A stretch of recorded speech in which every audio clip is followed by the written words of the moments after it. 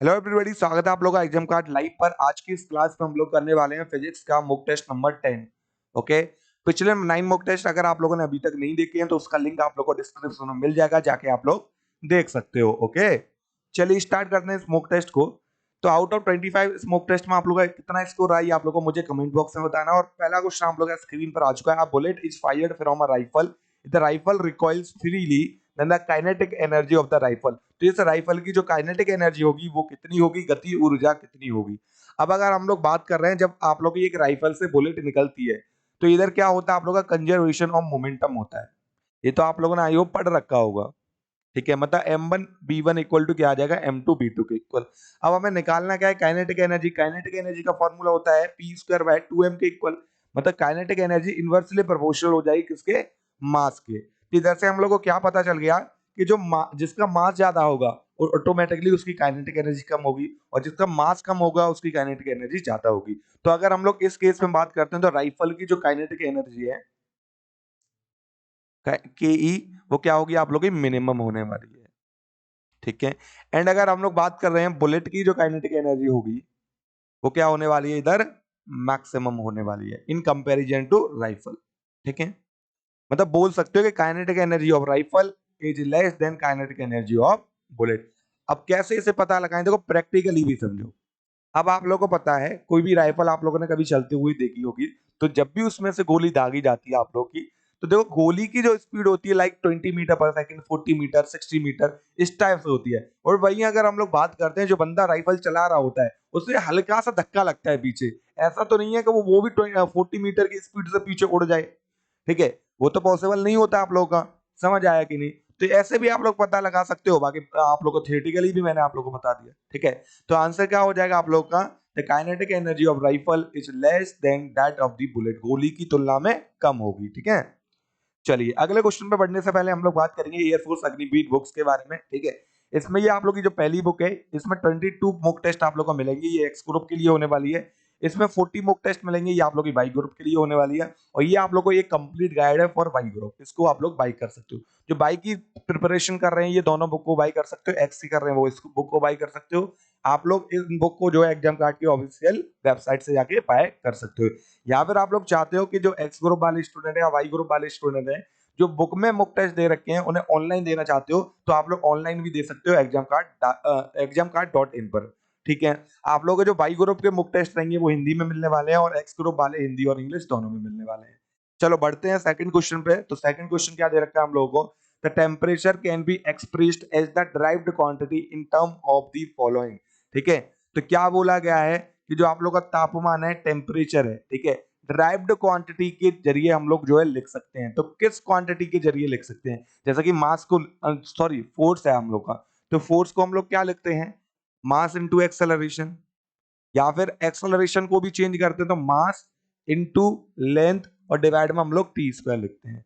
ठीक है, ओवरऑल जो फॉर्मूला बनता है क्या बनता है, मतलब सॉरी ओवरऑल इसका यूनिट बनता है वो क्या बनता है, किलोग्राम मीटर पर सेकंड स्क्वायर।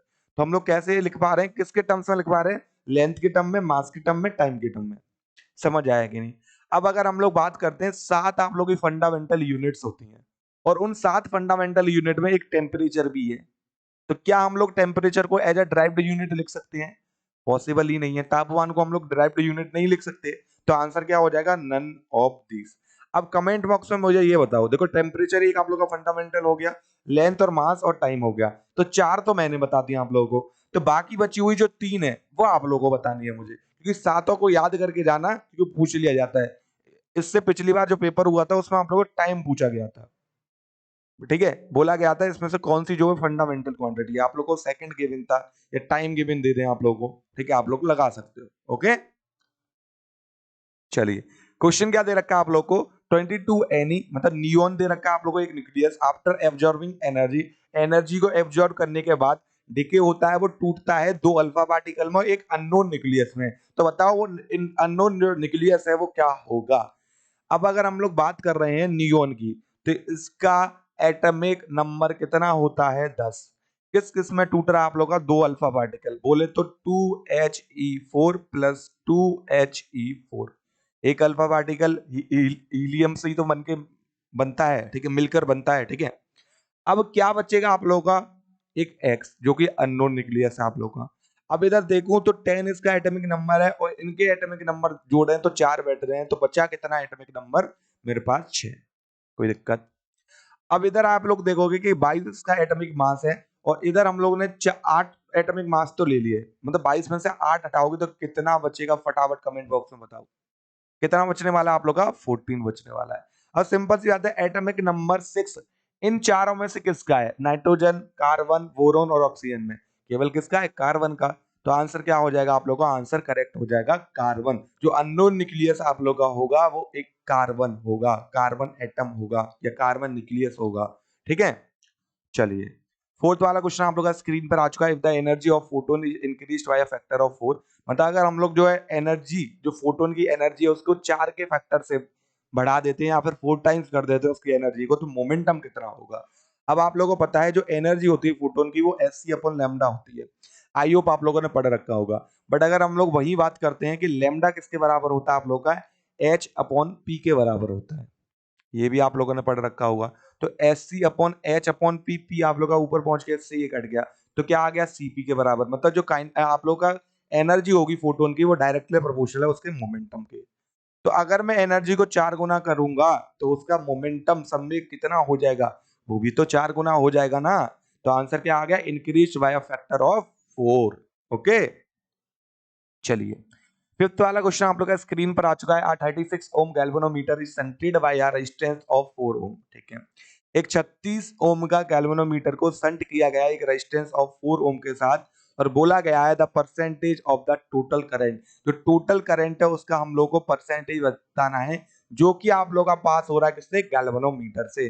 तो फॉर्मूला याद है आप लोग को? आई जी अपॉन आई इक्वल टू क्या होता है आप लोग का? एस अपॉन एस प्लस जी के इक्वल। आई होप याद होगा आप लोग को। ठीक है, तो सिंपली इधर आप लोग का आई जी अपॉन आई इक्वल टू क्या आ जाएगा? एस का वैल्यू 4 दे रखा है, वहीं अगर हम लोग एस की बात करते हैं तो 4 और जी की बात करते हैं 36, तो कितना हो गया आप लोग का? 40। डिवाइड करो 1/10 हो गया। हम लोग को आई जी में करंट निकालना है, किसके इक्वल आ गया? 1/10 इंटू आई की।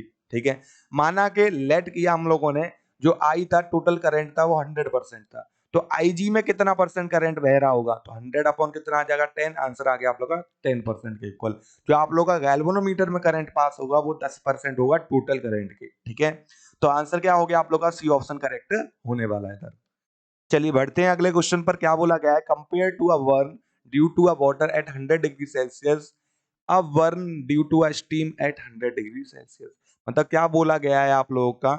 100 सेंटीग्रेड में पानी की वजह से जलने की तुलना में 100 डिग्री सेल्सियस में भाप के कारण जलना। ठीक है, तो मतलब किससे कौन सा आप लोगों का मोर डेंजरस है कि 100 डिग्री पे मैं पानी ले आया आप लोगों के लिए और 100 डिग्री पे मैं स्टीम लेके आया। अब स्टीम की बात कर रहे हैं वो किस फॉर्म में? आप लोग का वेपर फॉर्म में। वही हम लोग वाटर की बात कर रहे हैं वो तो लिक्विड फॉर्म में अभी भी, बस वो खोल रहा है बहुत ज्यादा। समझ आया कि नहीं?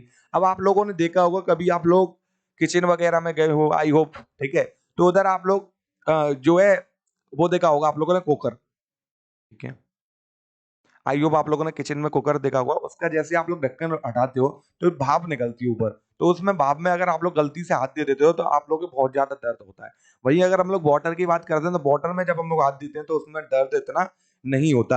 अब क्यों दर्द होता है? क्योंकि आप लोग को पता है स्टीम जो है वेपर फॉर्म में आप लोग की, और वाटर जो है, अब देखो स्टीम क्या है आप लोग का? वाटर का ही वेपर फॉर्म है। ठीक है, और अगर हम लोग बात कर रहे हैं 100 डिग्री पे आप लोगों को पानी, तो वो क्या आप लोग का? लिक्विड है।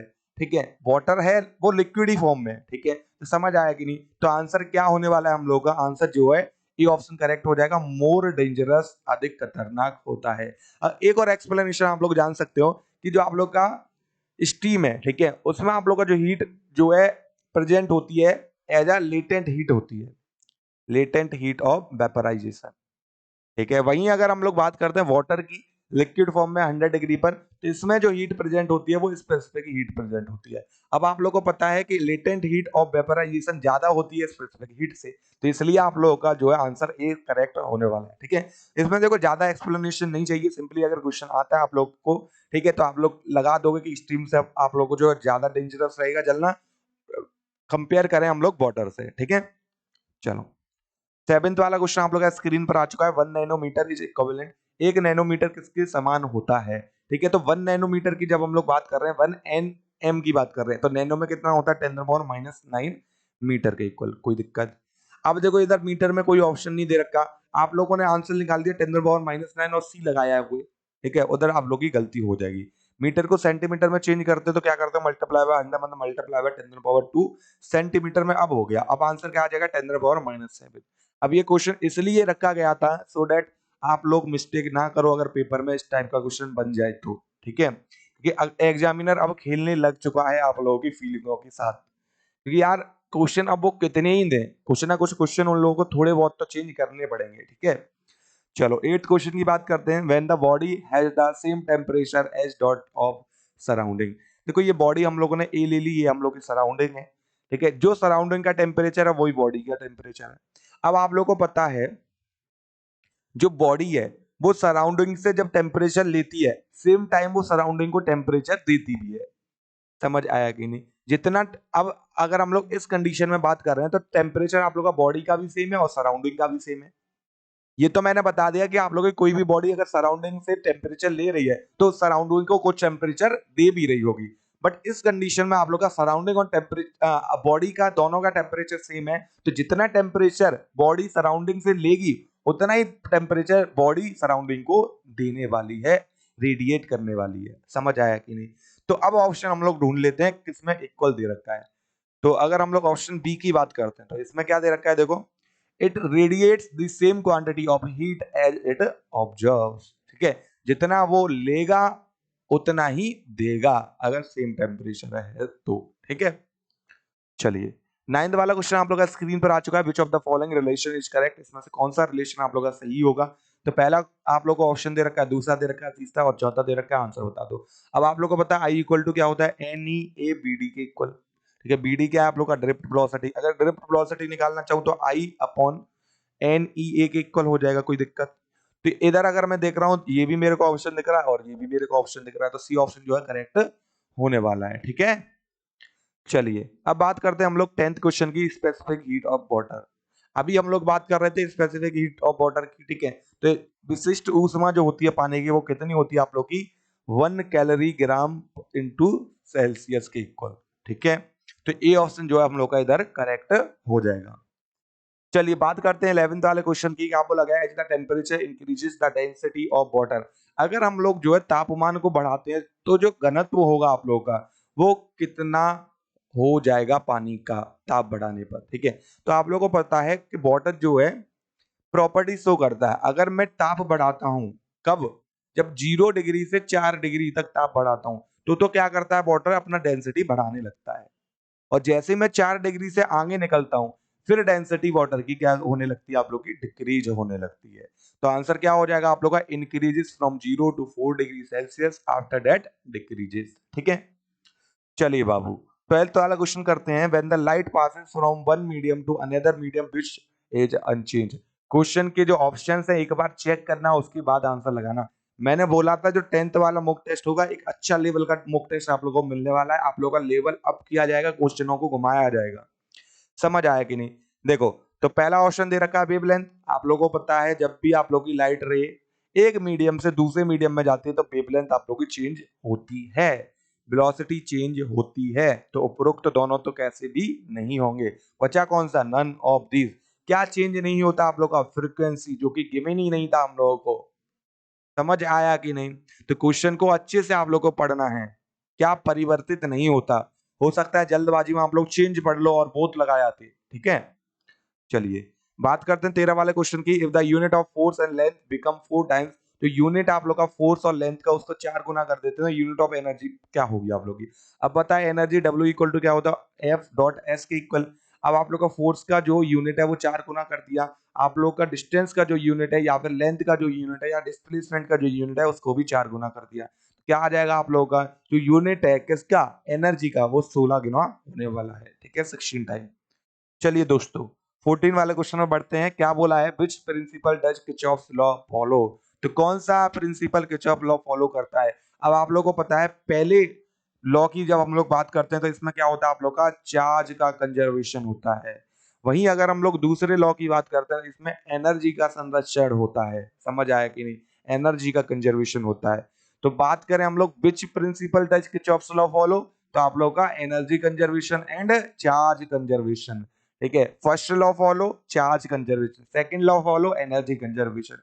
एक ही क्वेश्चन को ऐसे घुमा घुमा के आप लोग को दिया जाएगा कि आप लोग गलती कर सकते हो। ठीक है, चलिए बात करते हैं 15 वाले क्वेश्चन की, डायमेंशन ऑफ टॉर्क। टॉर्क का डायमेंशन क्या होता है? अब आप लोगों को पता है टाउ इक्वल टू क्या होता है? Newton sorry force into perpendicular distance के बराबर। अगर इसका यूनिट निकालें क्या आता है आप लोग का? न्यूटन इंटू मीटर के बराबर, या फिर आप लोग का जूल के बराबर भी होता है। और जूल का यूनिट किसका होता है? आप लोग का एनर्जी का भी होता है। समझ आया कि नहीं? तो आंसर क्या हो जाएगा आप लोग का? बी ऑप्शन करेक्ट हो जाएगा, एनर्जी के बराबर। बल के बराबर मत कर देना, बल में मल्टीप्लाई करना है मीटर का, तब टॉर्क आएगा। ठीक है, चलो 16 वाले क्वेश्चन की बात करते हैं। Lenz law is based on which principle? तो लेंज का जो नियम है या सिद्धांत है वो किस पर आधारित है आप लोग का? एनर्जी कंजर्वेशन पर। तो बी ऑप्शन जो है करेक्ट होने वाला है। देखो ये छोटे मोटे क्वेश्चन होते हैं वो आप लोग डायरेक्ट लगा दिया करो। ठीक है, चलो ये आया है असली क्वेश्चन आप लोग का स्क्रीन पर, फटाफट बताओ कौन कौन करेगा इसको। क्या बोला था? वेवलेंथ 0.60 सेंटीमीटर दे रखी है, produced in air, it travel at a speed of 300 metre पर सेकंड। तो बताओ इट विल बी एन, तो ये कौन सी वेव होगी आप लोगों की? ऑडिएबल साउंड होगी, या फिर इंफ्रासोनिक साउंड होगी, ठीक है, या फिर अल्ट्रासोनिक साउंड होगी, या इसमें से कोई नहीं होगी। तो आप लोगों को पता है v इक्वल टू क्या होता है? N lambda. बोले तो frequency equal to B upon lambda. क्या दे रखा है? स्पीड आप लोग को 300, लेमडा का वैल्यू 0.6। अब सेंटीमीटर में तो 10⁻⁻², ले जाओ बाबू ऊपर। तो क्या आ जाएगा आप लोग का? दो जीरो ये, दो जीरो ये आ गए, और एक पॉइंट हटाओगे तो एक और जीरो आ गया आप लोग का, और डिवाइड में 6। अब 30 कितने बार जाता है? 5 बार जाता है। आंसर क्या आ जाएगा आप लोग का? 50,000 के इक्वल। कोई दिक्कत? मतलब 50,000 हर्ज आप लोग का जो है आंसर आ गया। और अगर हम लोग बोलें तो 50 किलो हर्ज हो गया आप लोग का। कोई दिक्कत? अब बताओ कि ऑडिएबल साउंड की फ्रीक्वेंसी कितनी होती है? 20 हर्ज से लेकर 20 किलो हर्ज तक। और वहीं अगर हम लोग बात करते हैं इंफ्रासोनिक की, तो लेस देन कितनी होती है? 20 हर्ज तक। और अल्ट्रासोनिक की बात करते हैं तो कितनी होती है आप लोगों का? 20 किलो हर्ज से ज्यादा। ठीक है, एक्सीड 20 किलो हर्ज, मतलब जो 20 किलो हर्ज के बाद बोले तो जो ऑडियल साउंड है आप लोग का, उसके बाद जो आप लोग की फ्रिक्वेंसी आएंगी आगे जो, वो सारी फ्रिक्वेंसी अल्ट्रासोनिक में गिनी जाएंगी। तो आंसर क्या हो गया आप लोग का? सी ऑप्शन करेक्ट हो जाएगा। चलिए 18 वाला क्वेश्चन करते हैं दोस्तों। Torque applied on a particle is zero. जो टॉर्क अप्लाई की गई है किसी भी पार्टिकल पे वो जीरो दे रखी है, तो एंगुलर मोमेंटम बताओ क्या होगा? अब आप लोगों को पता है टाउ इक्वल टू क्या होता है? डीएल अपॉन dt की इक्वल आई होप पढ़ रखा होगा। और टॉर्क दे रखा है जीरो, तो डीएल अपॉन dt जीरो। तो अगर हम लोग बात करें कि जो आप लोग का चेंज है मोमेंटम में, ठीक है, वो किसके बराबर है? जीरो के बराबर। मतलब मोमेंटम क्या दे रखा है आप लोगों को? कांस्टेंट। एंगुलर मोमेंटम क्या हो जाएगा? कांस्टेंट हो जाएगा। तो इसका मतलब क्या हो गया आप लोग का? एंगुलर मोमेंटम कांस्टेंट मतलब इक्वल होंगे डायरेक्शन में और इक्वली होंगे मैग्नीट्यूड में। तो बोथ आंसर आप लोग के करेक्ट होने वाले ए एंड बी। ठीक है, चलिए अब बात करते हैं हम लोग 19 वाले क्वेश्चन की। क्या बोला गया है? एक फोटोन दे रखा है, एक इलेक्ट्रॉन दे रखा है, इक्वल एनर्जी है दोनों पर। और बोला क्या गया हम लोगों को? इक्वल एनर्जी ई दे रखी है, lambda photon upon lambda electron is proportional to किसके बराबर होगा? अब आप लोगों को पता है एनर्जी ऑफ फोटोन, ठीक है, क्या होती है आप लोग की? इक्वल एनर्जी ई है, तो ई हम लोग डिनोट करेंगे एस सी अपॉन लैम्डा। तो लैम्डा क्या है आप लोग का? ये फोटोन है। वहीं अगर हम लोग बात करते हैं इलेक्ट्रॉन के लिए एनर्जी क्या होती है आप लोगों की, ठीक है, तो आप लोगों को पता है lambda equal to H upon under root 2m के इक्वल, या फिर ई लिख दो इधर। कोई दिक्कत? ये क्या हो जाएगा आप लोगों का? Lambda electron. समझ आया कि नहीं? इधर तक कोई दिक्कत आई हो? आप लोगों को कोई भी दिक्कत नहीं हुई होगी। ठीक है, चलिए अब देखिए, अब अगर हम लोग बात कर रहे हैं लैम्डा फोटोन की, ठीक है, तो वो क्या हम लोग को दे रखा है? एस सी अपॉन ई के इक्वल। ओके, और इधर हम लोग का क्या हो जाएगा? Lambda electron equal to H upon under root 2m E के इक्वल। ठीक है, अब हम लोग को lambda photon by lambda electron निकालना है। कोई दिक्कत दोस्तों? तो इधर lambda photon by lambda electron निकालोगे तो क्या आ गया? S C. ठीक है, अपॉन में आप लोग का क्या आ जाएगा ई, इधर क्या आ गया एच, तो ये क्या हो जाएगा अंडर रूट में एम ई के इक्वल। कोई दिक्कत? एच से एच कट गया, ठीक है, एंड इधर ई से अगर इसको काटोगे तो क्या आ जाएगा आप लोग का अंडर रूट में 2m अपॉन अंडर रूट ई के इक्वल। तो ये हम लोग का रेशियो आ गया। अब हम लोग को पूछा है प्रोपोर्शनल किसके है, तो किसके प्रोपोर्शनल आ जाएगा एनर्जी के टर्म्स में अगर हम लोग बात कर रहे हैं तो 1 अपॉन अंडर रूट ई के इक्वल। आई होप आप लोग को कोई भी दिक्कत नहीं हुई। तो आंसर क्या हो गया हम लोग का बी ऑप्शन करेक्ट हो जाएगा। अगर मास के प्रोपोर्शनल भी हम लोग को दे रखा होता, मास वगैरह भी दे रखा होता तो भी हम लोग बोल सकते। अब ई के प्रोपोर्शनल है, ई हम लोग को पूछा है एनर्जी के प्रोपोर्शनल कैसे आ रहा है, तो 1 अपॉन अंडर रूट ई के इक्वल आ रहा है आप लोग का। चलो 20 वाले क्वेश्चन में बढ़ते हैं फटाफट से। The radius of the curvature of path of charge particle in a uniform magnetic field is directly proportional. अब यूनिफॉर्म मैग्नेटिक फील्ड में आज जो रेडियस आता है आप लोग का क्या आता है, M B upon Q B के इक्वल, बोले तो पी अपॉन क्यू बी के इक्वल। तो आप लोग का जो रेडियस है वो डायरेक्टली प्रोपोर्शनल है किसके, मोमेंटम के संवेग के। तो आंसर क्या आ जाएगा आप लोग का कण के संवेग पर, ठीक है। तो बी ऑप्शन आप लोग का करेक्ट होने वाला है इधर। चलिए अब देखो और भी ऑप्शन आप लोगों को एक्सप्लेन कर देता हूं। देखो चार्ज ऑफ द पार्टिकल तो क्या होगा इनवर्सली प्रोपोर्शनल। वहीं अगर हम लोग एनर्जी की बात करें तो एनर्जी के टर्म्स हम लोग को तोड़ना पड़ेगा फिर इस फार्मूले को, ठीक है। और इंटेंसिटी ऑफ फील्ड की बात करते हैं तो उसके भी इनवर्सली प्रोपोर्शनल हो जाएगा, ठीक है। चलो साउंड वेव की बात करते हैं। साउंड वेव कैसा वेव है आप लोग का, लॉन्गिट्यूडिनल वेव है, ये तो आई होप आप लोगों को पता होगा। अब लॉन्गिट्यूडिनल के बाद बात करते हैं और क्या है ये आप लोग का एक मैकेनिकल आंतरिक वेव भी है, ठीक है, यांत्रिक सॉरी। तो सी ऑप्शन जो है करेक्ट होने वाला है। चलिए बढ़ते हैं हम लोग 22 वाले क्वेश्चन में। क्या बोल रखा है, eight which displacement in the simple harmonic motion kinetic energy 1/3 times they रखा है किसके, पोटेंशियल एनर्जी के बाबू, ठीक है। तो काइनेटिक एनर्जी की बात करते हैं तो क्या होता है 1/2 m omega square A square minus X square equal to क्या दे रखा है 1/3 टाइम्स ऑफ पोटेंशियल एनर्जी। तो पोटेंशियल एनर्जी का फॉर्मूला होता है 1/2 m omega square X square के इक्वल। तो 1/2 m omega square 1/2 m omega square cut जाएगा, 3 को उधर ले जाओगे तो 3a square minus 3x square equal to क्या आ गया एक्स स्क्वायर के इक्वल। इसको इधर लेके आओ तो 4x square equal to 3a square हो जाएगा। बोले तो x इक्वल टू क्या आ गया अंडर रूट में 3a स्क्वायर बाय 4 के इक्वल। तो x इक्वल टू क्या आ जाएगा आप लोग का plus minus root 3a bye 2 के इक्वल, ठीक है। तो आप लोग का एट x इक्वल टू या at y equal to plus minus 3 root 3 sorry plus minus root 3 by 2 a पर जो है आप लोग का जो काइनेटिक एनर्जी है वो 1/3 टाइम्स होगा पोटेंशियल एनर्जी, ठीक है। किसमें बात कर रहे हैं हम लोग, एक सिंपल हार्मोनिक मोशन में। चलो 23 वाला क्वेश्चन आप लोग का स्क्रीन पर आ चुका है। The point through which a ray of light passes without suffering deviation.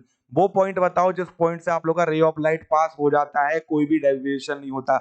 अब आप लोगों ने देखा होगा कि आप लोग का जब light of ray optical centre, ये ऑप्टिकल सेंटर है, इससे गुजरती है तो कोई भी आप लोग का क्या नहीं होता, डेविएशन नहीं होता। तो आंसर क्या हो जाएगा आप लोग का ऑप्टिकल सेंटर, ठीक है। चलो 24 वाला क्वेश्चन आप लोग का स्क्रीन पर आ चुका है। Lens used for projecting image on the screen. अब देखो स्क्रीन पर जब हम लोग बात करते हैं कौन सी इमेज आप लोग का स्क्रीन पर बनती है, रियल इमेज। अब रियल इमेज देख लो कौन सा आप लोग का लेंस बनाता है। तो आंसर क्या आ जाएगा आप लोग का, एक कॉन्वेक्स लेंस जो है रियल इमेज बनाता है, उत्तल लेंस जो है रियल इमेज बनाता है, ठीक है। इंग्लिश में लिख लो कॉन्वेक्स लेंस। ये हो जाएगा आप लोग का कॉनकेव। कॉनकेव कैसे बनाता है आप लोग का, वर्चुअल बनाता है। तो एक बार कमेंट बॉक्स में सब लोग लिखेंगे कि मिरर में, ठीक है, कॉन्वेक्स और कॉनकेव मिरर जो है कैसी इमेज बनाते हैं, ठीक है। टाइप लिखना वर्चुअल और रियल, ठीक है। और वहीं अगर हम लोग बात करें लेंस में, आप लोग का उत्तल लेंस और अवतल लेंस कैसी इमेज बनाता है, ठीक है। ये एक बार आप लोग अपने माइंड में रिवाइज कर लो, लिखो या मत लिखो, वैसे मैंने बोल दिया यार लिखोगे कमेंट में तो आप लोग को ही फायदा होने वाला है। हो सकता है आप लोग गलत लिखो, दूसरे बंदे ने सही लिखा हो तो उसका चेक करके आप लोग एटलीस्ट दिमाग में ये बैठ जाए, क्योंकि इसमें से अगर क्वेश्चन बन गया तो एक नंबर आप लोग का फालतू में जाएगा, समझ आएगी नहीं। चलो अंतिम क्वेश्चन आज की क्लास का आप लोग का स्क्रीन पर, wavelength of range for visible light. Visible light के लिए आप लोग का वेवलेंथ रेंज कितना होता है। तो विजिबल लाइट की जब हम लोग बात करते हैं 4000 एंगस्ट्रॉम से कितने के बराबर होता है आप लोग का, 7000 एंगस्ट्रॉम। अब ये हम लोग को नहीं दे रखा है तो इस रेंज में कौन सा दे रखा है हम लोग को, सी वाला ऑप्शन दे रखा है, 4000 से लेके 8000 एंगस्ट्रॉम। तो आज के 25 क्वेश्चन इधर ही कंप्लीट होते हैं। आउट ऑफ 25 आप लोग का कितना स्कोर था ये आप लोग को कमेंट बॉक्स में बताना, और आप लोग स्कोर बताया करो कितना है आप लोग का, ठीक है। बाकी क्लास को लाइक करना, दोस्तों के साथ शेयर करना। और आप लोगों को पता है कि जो आप लोगों का मैथ का मुफ्त टेस्ट है वो 9 AM पर आप लोग को मिलता है, ठीक है। एंड वही हम लोग बात करें आप लोगों का फिजिक्स का जो मुफ्त टेस्ट है वो आप लोग को 12 PM पर मिलता है डेली, ओके। अब ये डेली क्लासेस देखने के लिए सिंपली आप लोग जो है हमारे चैनल को सब्सक्राइब कर सकते हो एग्जाम कार्ड लाइव को, या फिर अगर आप लोग वाई ग्रुप का प्रिपरेशन कर रहे हो तो करंट अफेयर की क्लास को ले सकते हो 6 AM पर, जो कि जिस सर के द्वारा ली जाती है। और इन मॉक टेस्ट की अभी 10 मॉक टेस्ट हम लोग के कंप्लीट हो चुके हैं, मैथ में भी और फिजिक्स में भी। अब ये 10 मॉक की जो पीडीएफ है आप लोगों की, ठीक है, वो 1 से 2 दिन में आप लोगों को टेलीग्राम चैनल पर देखने को मिल जाएगी एग्जाम कार्ड लाइव वाले पर, ठीक है। तो सिंपली आप लोग ज्वाइन कर सकते हो टेलीग्राम चैनल को। बाकी हम लोग मिलेंगे अगली क्लास में, तब तक के लिए जय हिंद, जय भारत, वंदे मातरम।